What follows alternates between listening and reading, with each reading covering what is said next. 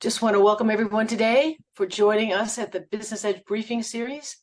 Dominican University of California's Institute for Leadership Studies and the North Bay Leadership Council have partnered since 2010 to offer this Business Edge series. Today marks our 50th program, Cynthia. It's pretty exciting. We have welcomed business owners and organizational leaders to share business strategies and techniques to be competitive and resilient in domestic and global marketplaces. And our goals for these briefings are three. We want to ignite innovation, inspire creativity, and increase profits and productivity. Our speakers are engaging and exceptional experts who inspire business leaders to thrive in good times and in bad. We are so happy you could be here this morning. We'd like to thank our community partners, the San Rafael Chamber of Commerce that has been by our side all these years. I think it's the best chamber in California or the country, and I know I'm partial, but our chamber's motto, "We are one community," is so real and so true. Thank you, San Rafael Chamber of Commerce. Our partners here on campus at the Dominican's Borowski School of Business have been with us for many, many years. The U.S. Commercial Service, which is the lead trade promotion agency of the United States government. It offers trade professionals to provide counseling and support to help U.S. companies increase sales to new global markets. And we've been partners for nearly 20 years at the Borowski School of Business with the U.S. Commercial Service. Marin Small Business Development Center is also on our campus and our business school. They offer experts to provide no-cost business advising to small businesses in many areas, including e-commerce, social media setup, and other programs. I'd like to invite our partner, Cynthia Murray, to come forward, as she is the CEO and president of the North Bay Leadership Council. She'll introduce our presenter and moderate the questions and answers today. And we ask that you please enter your questions in the QA chat button. So good morning, Cynthia. Could you please tell our guests about the North Bay Leadership Council? And thank you again for introducing our presenters and for facilitating our program this morning. Good morning, Dr. Lucy, and all of you. Welcome. North Bay Leadership Council is an employer-led public policy advocacy organization. We represent the leading employers in Marin, Sonoma, and Napa counties, and we work on issues of importance to employers, including housing, transportation, climate adaptation, economic resiliency, and education and workforce development. And we are very, very excited to have Dominican be a member of our organization. It's also very exciting that this is our 50th briefing, and we're so glad you could be with us today. Today, our presenter is Kendra Canning. She is the founder of Live Bright Now, a consulting firm that helps organizations build high-performing cultures. Kendra is a master facilitator and certified executive coach. For more than 25 years, she has helped leaders and teams strengthen their performance. At Live Bright Now, Kendra works with organizations to create thriving cultures that bring new energy, focus, and joy into the workplace. She's a lifelong philanthropist and has held numerous leadership roles, including President of the Women Leadership and Philanthropy Council, Executive Director of the Young Leaders Organization, and she's also an international advisor to women leaders of the world. I know you're going to really get a lot out of this presentation. Two things. One, as Denise said, please put your questions in the Q&A, but also Kendra's going to be asking you questions, and she'd like you to put those into the chat. So welcome, Kendra Canning.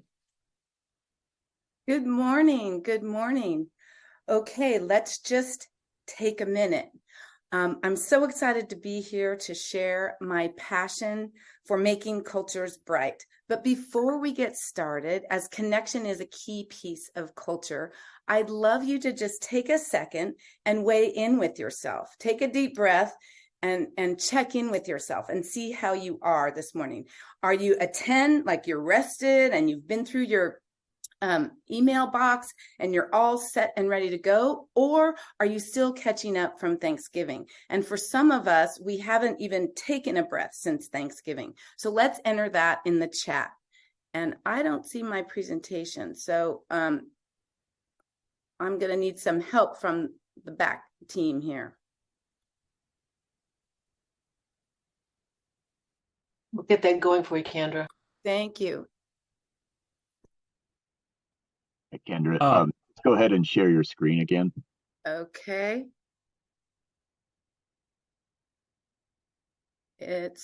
Well, there we go. We see everything. Okay. All right. For some reason, it wasn't working, but here we go. Technology, you've always got to keep your knees bent around it. So can somebody list in the chat how you're doing on a scale of 1 to 10? 10, I'm great and rested and caught up. And 1, I'm just still chasing it after Thanksgiving.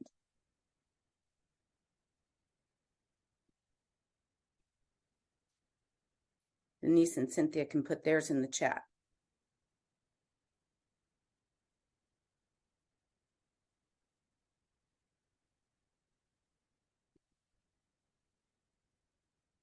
Uh-oh, chat is disabled. Well, there we go. All right.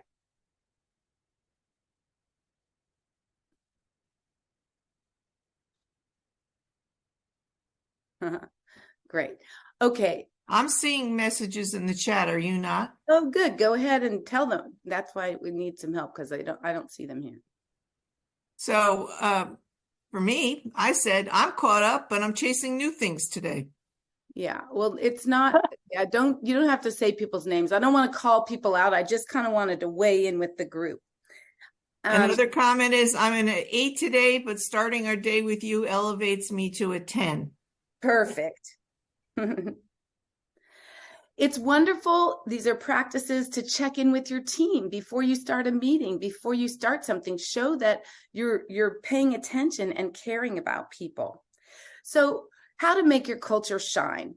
Culture exists inside every group of 2 or more. There's a culture in a couple. There's a culture in any time a group of 2 or more people come together. And in fact, you can even have a culture inside your head. And I'm sure you know that there's a lot of voices in there. And sometimes it's a shining culture and sometimes it's a little bit darker. So culture exists whether you are intentional about it or not. And we know when it's shining, right? You see those organizations, you can feel it in a team, the joy, the productivity, the creativity, the results, and you can feel it when it's not right. There's blaming, there's complaining, there's resentment building up. And we all know that loyalty with both customers and employees follows shining culture. So the purpose, and today you're going to hear a lot about purpose because it's crucial to the beginning the culture journey. It's important in that it outlines where we're headed together. So my purpose for today is to explore and spark your efforts to make your company culture shine, or your organization, or your team, or your family. And we're going to look at what is culture and why it matters. And today it matters more than ever. In the last few decades, it's really moved into being one of the top searched items in Google. Harvard Business Review, Wall Street Journal write about culture. And 10 years ago, it was thought it was the soft stuff. We're going to explore crucial steps to improve your culture right away, actionable things that you can take with you, and I hope you'll do it right away. Okay, I also like to set agreements, and I would recommend that you do this too every time you bring a group together. So today, this presentation is going to be available for you. George is going to send it out in the chat, and after there's a worksheet there's a roadmap, so you will not need to take notes. You can just be here with us now. As Cynthia said, go ahead and ask a question in the chat, and then we'll address them all at the end. I invite you to take it personally. Lots of times in business, we say, don't take it personally. But today, I hope you'll look for things that you can actually do to apply to your company, your team, your organization, and even your family. And as I mentioned, I'll give you a roadmap so that you can start to work on your culture for you to take home and work on later. All right, let's go. So a little bit about me. This is an odd collection of photographs, but I wanted you to know that I've been passionate about business since I was a little girl. My dad and I sat around the dinner conversation. Our dinner conversation was always about organizations and what makes them thrive. And so I was studying customer service and going the extra mile since I was a young girl. My dad was an entrepreneur and I wanted to be one too. And so I started a company called Candy Canning's Domestic Services. And I washed windows. I went to all of my neighbors and asked if I could wash their windows. And I did such a good job that I had more and more business. I was about 13 when I started this, and I was in middle school. So I couldn't take off in the middle of the day. I had to hire college kids who had more free schedules than I did. And by the time I was a senior, I had 25 employees, and we were washing windows all over the town. And I had an extensive training program. I did recruiting on the college campuses, but I had an extensive training program on the weekends, and I had checklists and very high standards. And I had this little recipe box that had my customers' preferences on it. Like, Mrs. White is very particular about her blinds, and her dog's name is Peanut, and her son is at school at Berkeley. So you might want to ask about that. I had a satisfaction guaranteed policy. And one of the most interesting things that I had was a powder ski day policy. We live near a ski area, and so many of the people love to ski. So if there was a powder day and you wanted to go skiing, you could let me know that, and I would cover your shift or find someone to cover it. I didn't realize that I was doing culture at the time, but we were having a lot of fun. We made a lot of money, and we really did great work. It became a magnet for talent, and so many people wanted to work there. So I've been studying organizations since I was 13. And today, in this span of 30 minutes, I'm going to distill down all those years, 40 years, or let's not talk about how many years of experience, passion, and testing. We're going to condense it all into a brief conversation today. So what is corporate culture anyway? I asked ChatGPT, of course, very useful, a set of shared values and beliefs and attitudes, social and psychological environment that influences how employees interact with each other, and a strong company culture is associated with a sense of identity, purpose, unity, contributing to the organization's overall success and results. So ChatGPT can provide the definition of what culture is, but as you can see, and what you'll learn today, is that human connection is really the thing that makes the difference. So our job in culture is secure from being taken away by ChatGPT. It's more by AI. It's more about the way of being than necessarily what we're doing. And the way of being for leaders in organizations affects the culture. It has very high impact on the culture. So I think of culture as the way we do things around here, the way we do things, the way things remain undone. And to build a strong culture, we need to understand why we're here together, what we're doing. People need to be really clear on that. And of course, the important, as I said, the how we're doing it around the culture and the values. I love this definition from Transforming Culture with Smitten Jackson. If vision defines where the business is headed and strategy is the roadmap for how to get there, culture is the engine which determines the speed, performance, and comfort of the trip. In short, culture drives performance. And the cool thing about culture, and the thing that's kept me interested for so many years, is that it happens above and below the surface, as you see in this iceberg. Above the surface is how we show up, how we treat each other, how we act, when we're trying to be on our best behavior. What's below the surface, and you can see that that's much larger, is where we come from, our fear, our biases, both unconscious and conscious. Those are the things that lurk under the surface, like defensiveness and ego. And those kind of things come from our families and our origin and our past experiences. They take time. They're harder to unsurface. They're harder to surface. And And it's an intricate study. It's exciting. There's an art and a science to it. It involves human behavior. So why does it matter more than ever? When I started in my career, no one knew what it was. They thought we were party planners or something like that. And now it's really come into the limelight. And I want to share the reason why, because there's some really interesting trends that have made put culture on the Uh-oh.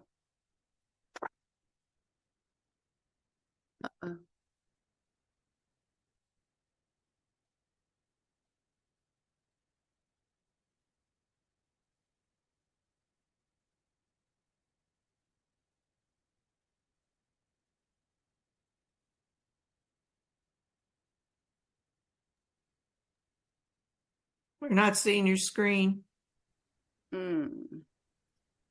I'm coming back now. I can hear you. I don't know what's going on. Everything is. Try sharing your screen again, Kendra.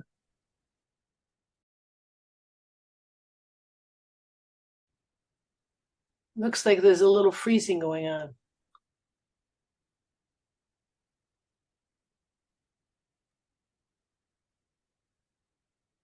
So while Kendra's trying to figure that out, we think we have fixed the chat. So you should be able to put comments in the chat, but also remember, you can always put things in the Q&A and I could read them to Kendra, and she'll also be taking questions when she's done with her presentation in a few minutes. So remember to put in your questions. Obviously, from what Kendra is saying, culture is very, very important, and we want to hear from you. How has culture affected you, and what more would you like to learn about culture in your organization?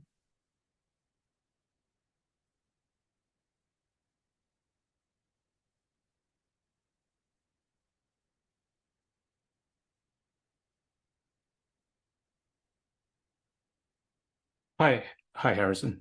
Hi, Cole.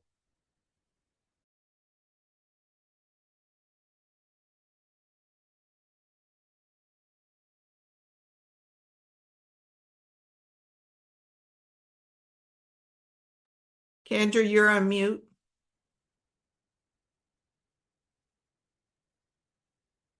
Well, this morning's giving us a run for our money. We hear you now. Yeah, it's not the internet. George, maybe you can share. I don't know what just happened, but I got kicked off. Sure, I will share my screen. Thank you for your patience, everybody. Grab a quick cup of coffee.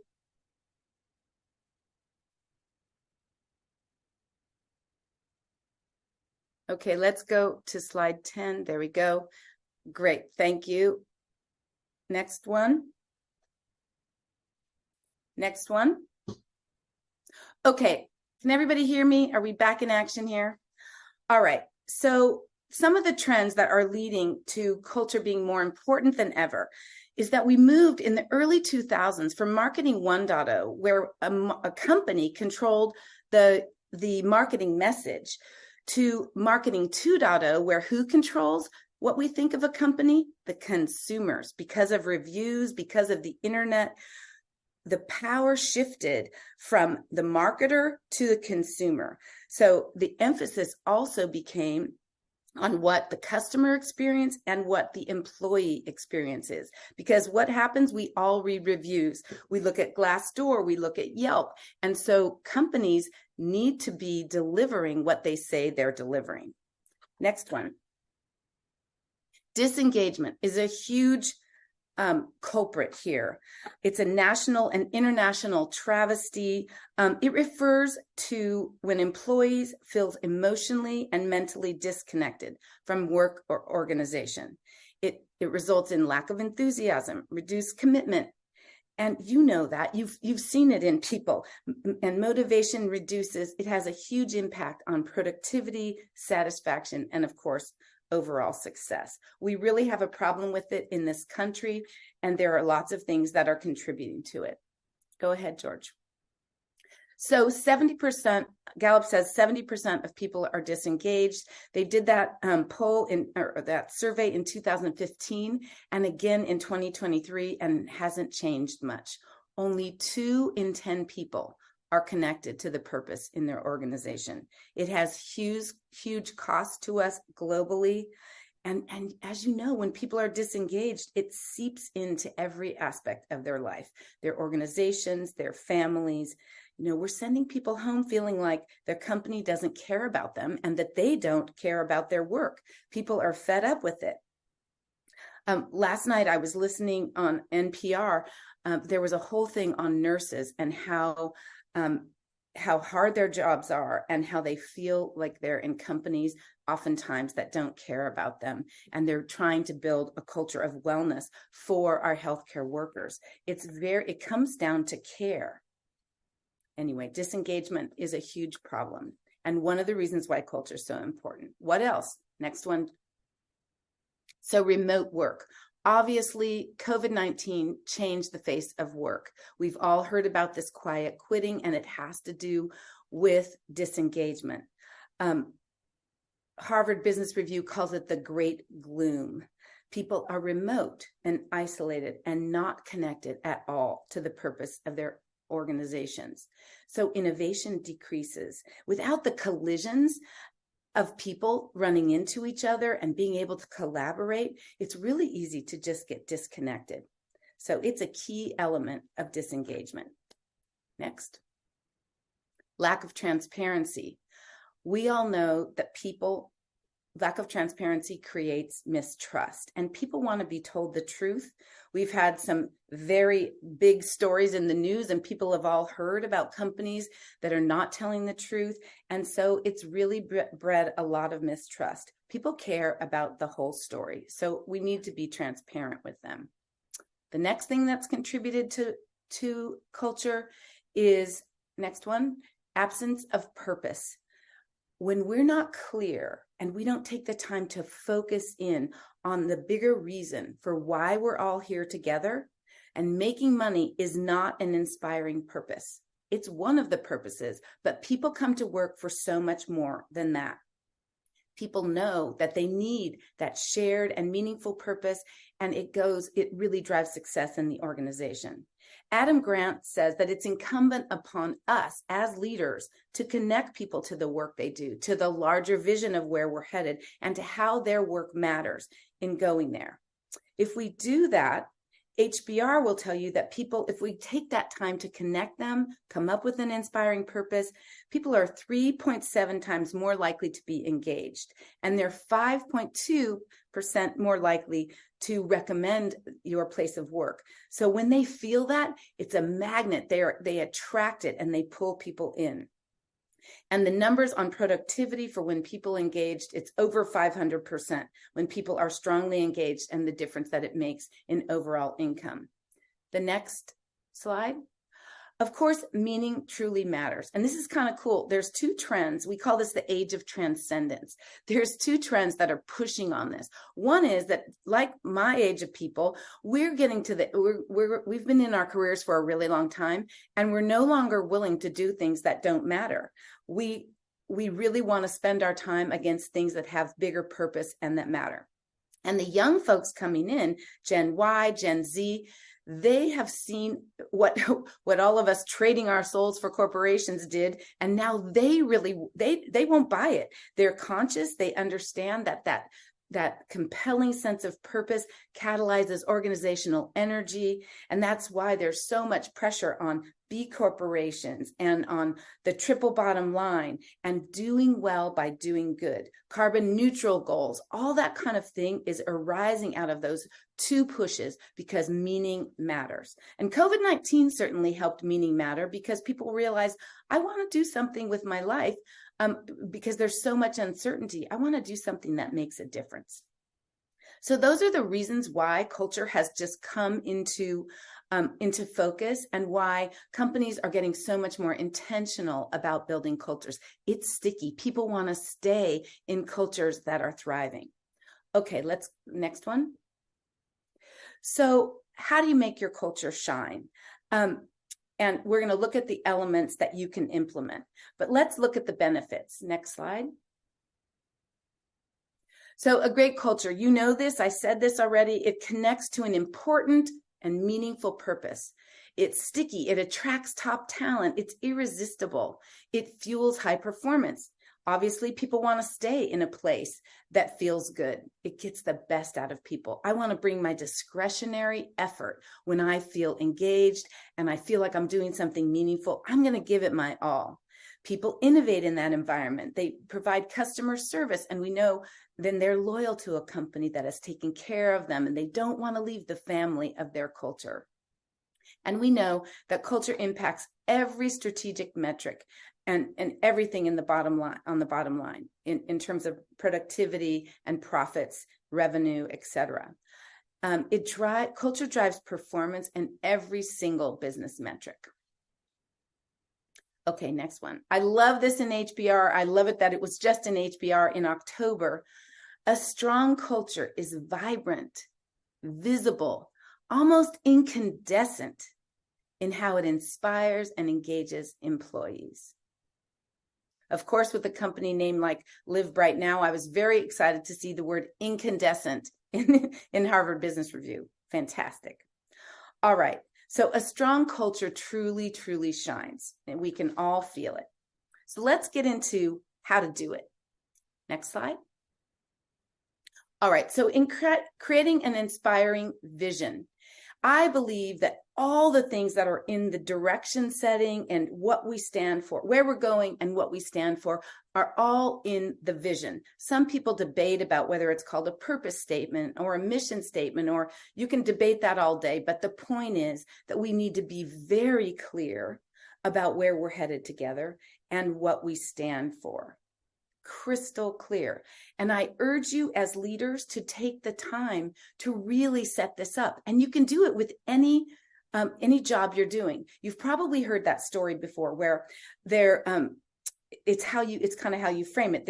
There's some bricklayers and they're building bricks. They're building a brick wall, and one guy's on his knees, and it hurts so much to be down there. And he gets up every day, and he's feeling like, oh, I'm just laying these bricks. And on the other side of the building, there's two guys working on it. One guy's, his knees are killing him, and he's taking ibuprofen all day. And the other guy, you go, how's your work? How's your work in the brick building? And he says, I love this work. I am building a temple to the Lord. He took the same exact job and put meaning and purpose behind it, and it energized and gave a whole new meaning to the work that was being done. You may or may not have heard that story before. It's an old one, but so many companies strive to really get this right. So how do we do it? Where do we get started? Next one. As Simon Sinek says, we start with why. People don't buy, and employees don't buy what we do. They buy why we do it. That's why they want to be here. So there's a fantastic exercise. Start with why. Ask, why do you exist? And why does it matter? Really, who does it matter to? Kind of get your head around it. And then just keep asking that. Why does it matter? Why does it matter? Why does it matter? 5 times. And you get to the end and you know you're there if there's a little bit of goosebumps. If you have some goosebumps, you know you're there. And it's larger than let's just make profits. Next slide. I pulled out some fun purpose statements so you can get a feel for it. So Nike, to bring inspiration and innovation to every athlete in the world. And they say, if you have a body, you are an athlete. Starbucks, we nurture limitless possibilities of human connection. Does that sound like coffee? They've recently updated it, and it says, with every cup, with every conversation, with every community, we nurture the limitless possibilities of human connection. That's got some goosebumps. Ritz-Carlton, they've been doing this right for a very long time. And they say, Ritz-Carlton is a place where the genuine care and comfort of our guests is our highest purpose. And this is a crazy one to me, Harley-Davidson. More than building machines, we stand for timeless pursuit of adventure, freedom for the soul. That's pretty cool. I urge you as a business leader to take the time, get support. If you're not the kind that can come up with something inspirational, pull the people in who can help you with this, who can help you word it. At Live Bright Now, my purpose is igniting people at work and in life. And I want to get up every day to make organizations better so people can have better lives. Awesome. Okay, next one. Okay, one of the key pieces of a vision is to create a vivid description of success. What will your customers, employees, and other stakeholders be seeing, saying, hearing, and doing? You want to get as vivid as you can. I'm going to read you Ritz-Carlton's. The Ritz-Carlton experience enlivens the senses, instills well-being, and fulfills even the unexpressed wishes and needs of our guests. Pretty powerful. My vivid description for today is I will be successful with this presentation, if we can keep online here, if and only if you participants walk away from this session with at least one new actionable idea that you can bring back to brighten the culture in your company, your project, or your family. That's a vivid description of my success. All right. One more really important element to this. Next slide. Creating a sense of safety and belonging. In short, caring for folks. We need to demonstrate to them that they matter. It's the deepest human yearning. And so often in companies, I call it the grand shrinky dink. So often people are brought in and shrunken down as opposed to expanded. There are lots of ways to do this. Google did Project Aristotle, you've probably heard of it, where they did a study on what are the key elements that create high-performing teams. And psychological safety is one of the key elements. And how do we do that? If you watch how people act in a place when they feel safe to make mistakes. They feel safe to point out other people's mistakes. They feel safe to give input. There's an amazing way of being that creates a sense of belonging. If you've ever watched Denise Lucy do this, she's amazing at this. Have you watched her at a gathering of people where she goes around and basically pollinates each of the people with her beautiful energy and telling them why they're special? You can see people who are really great at seeing people's strengths and creating a sense of belonging. Companies name their employees something like Googlers. I have a client that names their employees Regenerators. And in organizations and universities, obviously, we're faculty. So there's a group of us that we belong to. I know that David Brooks did a recent talk about his new book at Dominican. And one of the things that he talks about is illuminating others by seeing them, by being with them, by actually being interested in them. You can create rules of engagement, as we did at the beginning of this talk, that allow people to say, how do we want to be together? Getting their input gives them a feeling of being empowered and engaged. And of course, connected and cared for. There's a lot of debate in this remote work world that is about how do we keep people together when everybody's remote. One of my clients pulls people in a couple times a month, and we call them campfire days. And we literally can tell stories of the work we've been doing. And it's like that feeling like you're at a campfire. Everyone is just sharing, and it really creates a deep sense of belonging. You can create a sense of being empowered and engaged by asking for input. What am I missing? How can I help? What do you need? Help me understand. What can you add? I need your input.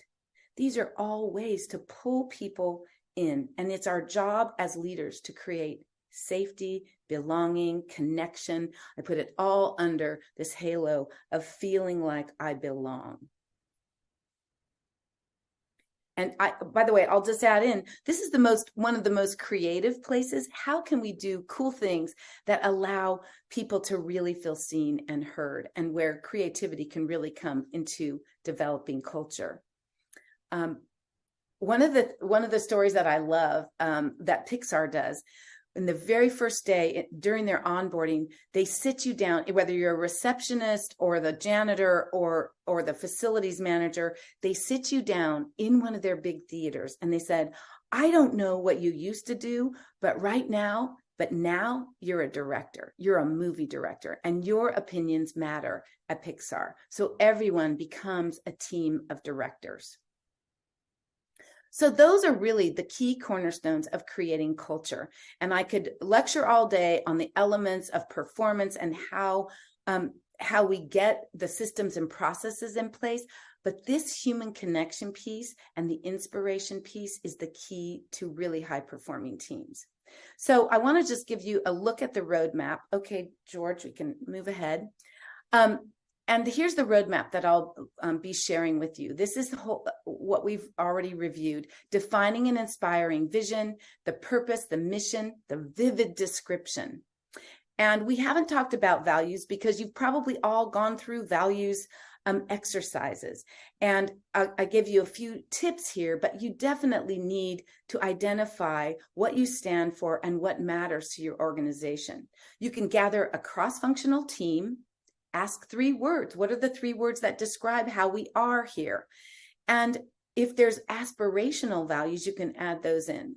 I suggest that you just choose 5 or 6. Some companies choose 10 values and they just get lost in alphabet soup.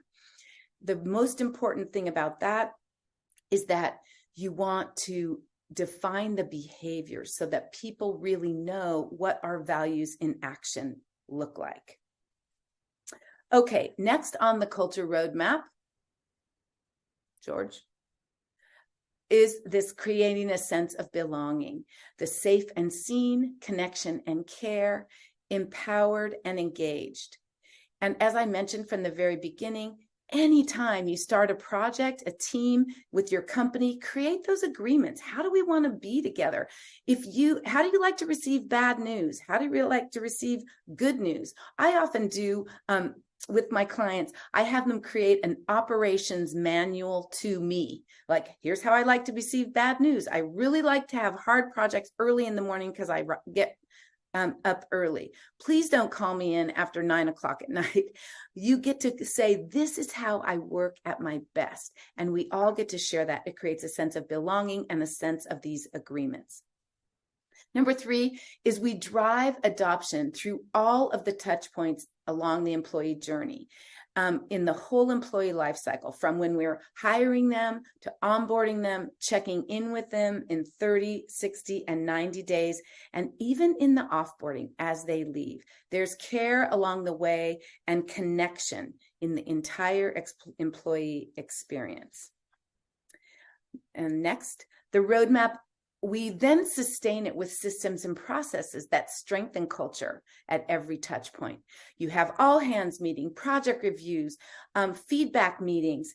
You set up things that live into that culture. And then my favorite, developing rituals and recognition awards that live the culture. What are we celebrating? Are we celebrating the values by saying, wow, Cynthia is an amazing leader? And leadership is one of our key values. So #leadership for Cynthia. Like that, we draw it back to the values and to the culture in every single thing we do. Celebrations, awards, the artifacts of companies are very important in creating and strengthening the culture. One of my clients is a biotech client. We have a climbing rope and a picture of a mountain in the main lobby. And those are the artifacts of adventures that we've done together, and also of the milestones of reaching different things in our company and on our road to success. We have mantras in companies like Ritz-Carlton, ladies and gentlemen, treating ladies and gentlemen, serving ladies and gentlemen, ladies and gentlemen, serving ladies and gentlemen. Those mantras help bring things alive in an organization, and you can feel it in how they're repeated. At first, some people might think that it feels a little bit corny, but the truth is, those are the things that make you feel a sense of belonging and that can be easily repeated and replicated as a business grows, has multiple locations, etc. So those are the cornerstone steps that you need to do. And of course, there are culture surveys and there's all kinds of things that we use, tools in culture. But these, I wanted you to get the philosophical reason about why we do this and what some of the key steps are. So I hope you will take this presentation personally and take one step. So next slide. What step will you take to make your culture shine? And if you want support on it, the next one just has my contact. If you have a question or something that you need help with, I'm happy to help. I'm even giving you my cell phone number there. And next, we can talk about our sticky culture challenges. Next slide.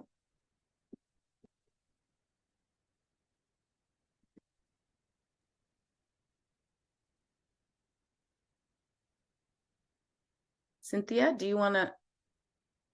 Thank you very much, Kendra. I wasn't quite sure if you were finished, so Okay. I appreciate the cluing me, and that was a fantastic presentation. And I got a lot out of it, and I've studied culture, but you brought some new ideas up, and I appreciate that. So again, if you have a question, please put it in the Q&A. We are here to answer them. And we have one really good question already in there, which is, it seems like culture below the surface takes time to become visible. How can one gain a better insight into a company or department or unit's culture before onboarding? Oh, fantastic. That's a great question. And you just have to ask questions. You look at Glassdoor, you look at all those transparency methods we have about, are they doing what they say they're doing? The things that are underneath, yes, they happen inside a culture. And it does just take time, but you can really look for indicators by talking to people. Do they feel happy? Do they feel like they have a role? Does their voice matter? People will tell you that straight away in an interview process. Yeah. Next question is, one second. How often should an organization review or reevaluate its purpose statement? Oh, that's a great question. Back in the day, we used to say the purpose is the foundation and we never change it. But boy, I don't know anything that's not changing in today's environment. And so companies review it. In fact, there's a fantastic story about Johnson & Johnson reviewing their, whole long mission statement and purpose statement and saying, is it still relevant? They decided that it was, but the important thing is that they chose to review it. So I think every couple of years, it's like we say, does this still fit us? Because everything in the marketplace is changing. So that the old belief that you just planted it in the ground and you kept it there forever is kind of a passé thought. It's more dynamic than that in today's world. But when you look at purpose versus culture, purpose is one facet of it. But I do think that we're seeing some times where you have to update how you're looking at your culture. Maybe it's from a merger or from generational, moving from having millennials to Gen X or something like that. Is there times maybe on the broader thing that you have to sort of make sure that your culture is still fitting in with where you want to go? Well, those are two different questions. One is, when do we update our purpose? And I'm saying every couple of years, just try it on and get a group together. Does this still fit? That's not a big decision. The other thing is measuring culture every couple of years. Is our culture driving the performance we're looking for? And there are different levers. This is my favorite topic, different levers in culture that drive different areas of performance. If you're going for innovation, you need to pull on different levers. If you're going for getting your systems in place, that's a different lever. That's processes and systems. And some of the models will really show you, if I'm trying to get to this strategic objective, this is what I need to do. The ones I told you today are foundational. These are the ones that are the cornerstones of culture. And as we're getting more committed to DEI, I would imagine that's something too, as we bring in more diversity, how we also make sure that we're reflecting that in the culture.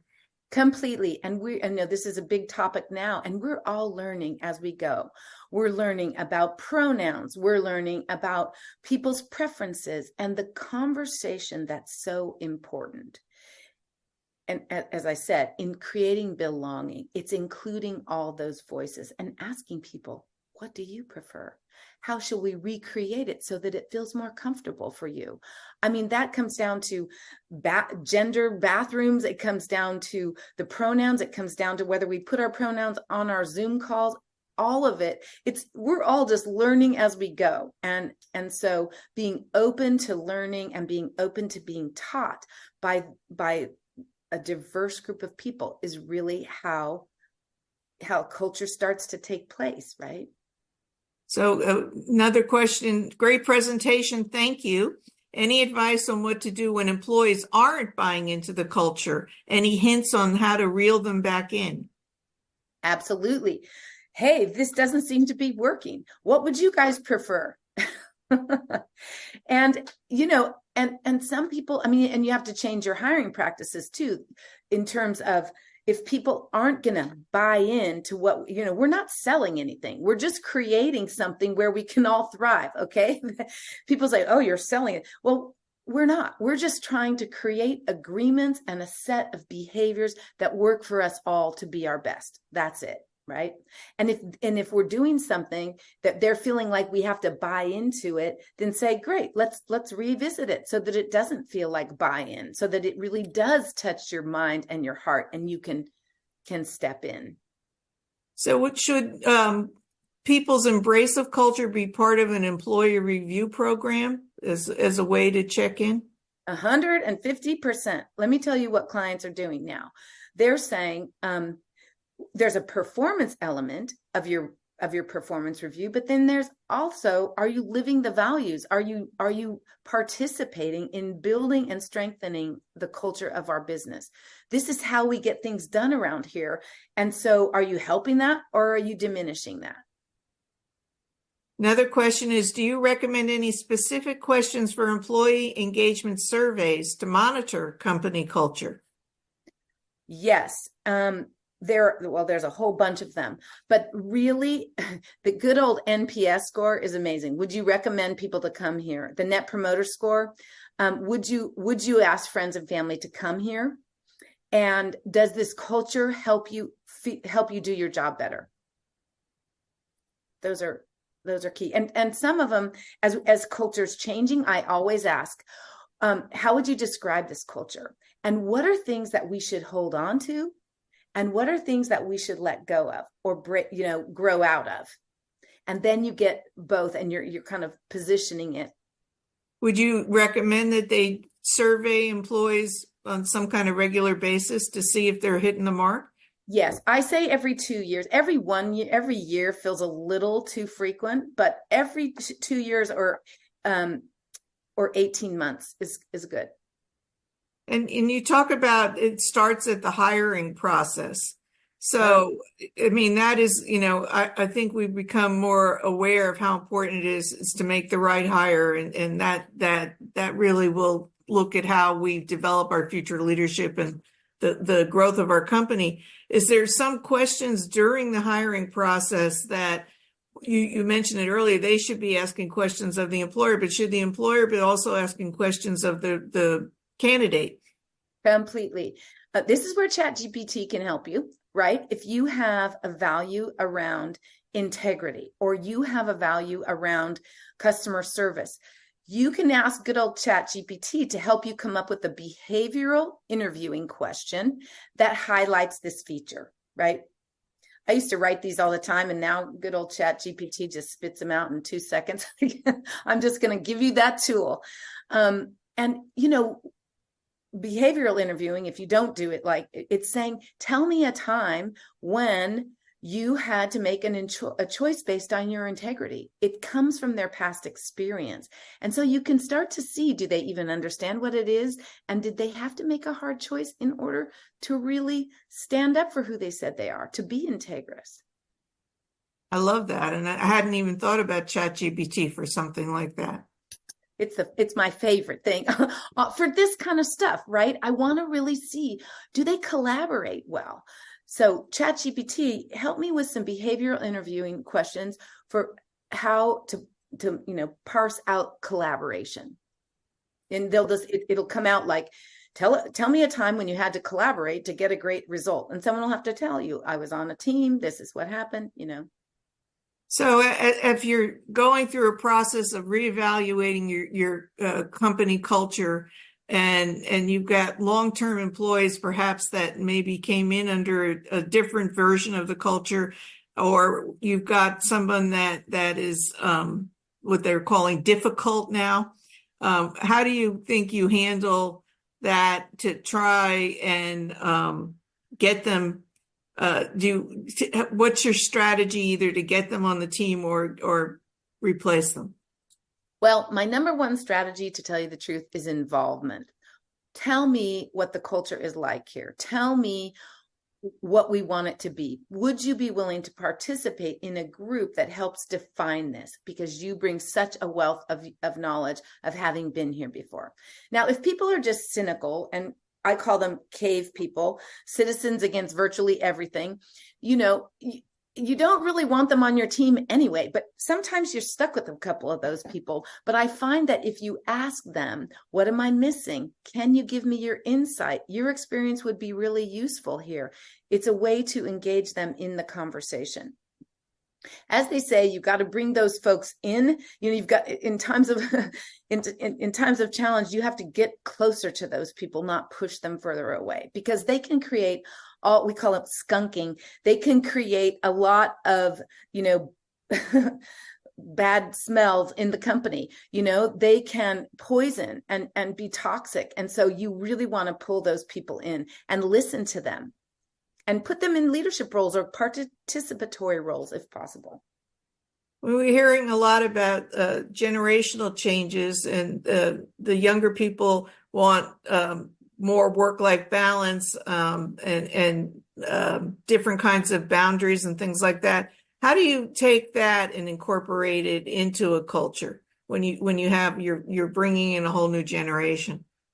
When you're bringing in a whole new generation, of course, you get them to join in. I mean, you get them to say, what should our policies be? What feels fair? How do we maintain all this work-life balance and still get some things done? Because we do need to be a profitable business so that we can pay you, And so I just err on the side of involvement all the time. But there are some very unreasonable, I think, some of these things that are just coming up, and the requests are a little bit like, wow, that's really interesting. And I'm not in that generation, so I don't necessarily understand it, but when they're brought in to help design how it might work, that usually, at least it includes the voice and the perspective. How do you balance social media as a tool to promote your company culture? Ooh, I don't know about balancing it, but could you say more? It's so hard when you can't talk to me. What do you mean by balancing it? I think maybe, and I'll try and interpret it, that how much should you use social media as a tool to promote your company culture? I think it's fantastic to show authentic things. You can't make it up. That's the problem, right? I mean, that's what I meant by the power shifts, because things are so transparent. And if you say your company culture is awesome and it's really not, or you put a picture up and it's a stock picture of people having fun, you're going to get called on that.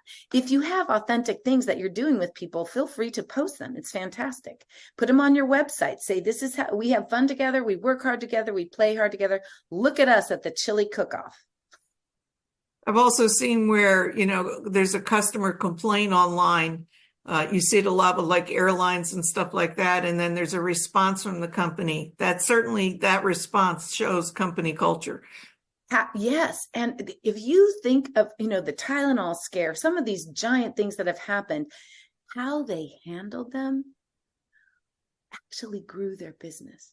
Their disaster turned into something amazing because their culture was so strong, because they took the time to give an authentic apology and explanation, not defensive, but very, considered. That's a key piece. If you're going to open up to social media and you get responses, you do have to have someone that is there to monitor it. It can't go forever without a response, like on LinkedIn or something. So you said towards the end of your talk about one takeaway. Would you reiterate it again? We're almost out of time, and I really want people to think about what you said. Oh, well, I was just asking them what's their one takeaway. And I think that if we sum what I tried to say today in a couple of bullet points, that meaning matters, and getting the purpose right, an inspiring purpose, even bricklaying can be seen in a larger light. It's how you frame it and pull people into it. It is setting up why we exist, what we stand for, and then show people that you care about them and that they belong there. And the focus needs to be on them, not necessarily on the company. Who are you? How can you contribute? And we're so happy to have you here. You really matter to our success. That's wonderful, Kendra. And it's funny because the whole time you were talking, I was hearkening to that Merriam-Webster's dictionary has made the word of the year authentic. And you've talked about authenticity and being authentic. And I think that's a core part of what you're trying to tell is integral to company cultures and how to live bright now. So thank you so much, Kendra Canting. This was a fantastic presentation. We will also let you know, if you want to learn more from Kendra, she will be teaching in the Leadership Academy at the Institute for Leadership Studies, which is a 5-day executive education program. And if you're interested in learning more about the Leadership Academy, we put the link in the chat. Kendra is one of the bright stars of the education team there in the Leadership Academy. And I would highly encourage you to check it out because there's a lot more there that you could learn if you're interested. I want to thank all of you for coming today. It's been a joy to have you with us. This, as we said, we're celebrating our 50th Business Edge briefing, and we will be doing more next semester at Dominican. We hope you'll join us then. Thank you, Dr. Denise Lucy, my wonderful partner at Dominican. And again, thank you all for coming. We really appreciate your being here today.